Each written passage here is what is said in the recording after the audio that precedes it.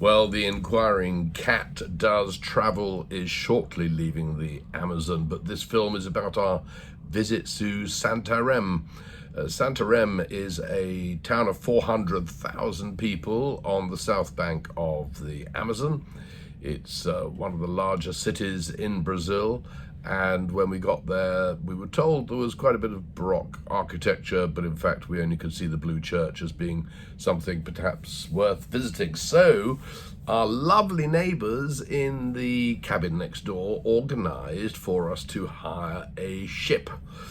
This boat was like something like the African Queen, two-deck boat, very traditional. Very often they have hammocks on the ground floor level or the sea deck, and then the upper deck chairs, and off we went. And we went and crossed over yet another point where the two rivers meet. So you have the yellow sand river and the dark inky black river Negra joining, and then we carried on into the lake, and there we had a fantastic experience. First of all, the rain came down like you wouldn't believe, so we really felt we were in the tropics.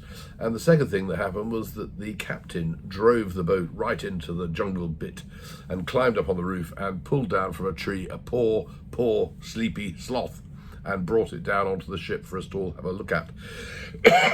Had a stroke and generally enjoy.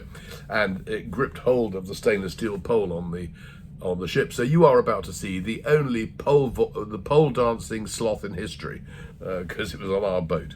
And he also told us an interesting thing about people who live out here in these shacks, and you'll see some photographs of them. But there's one man who's lived here alone for 50 years, not that far out of the main town.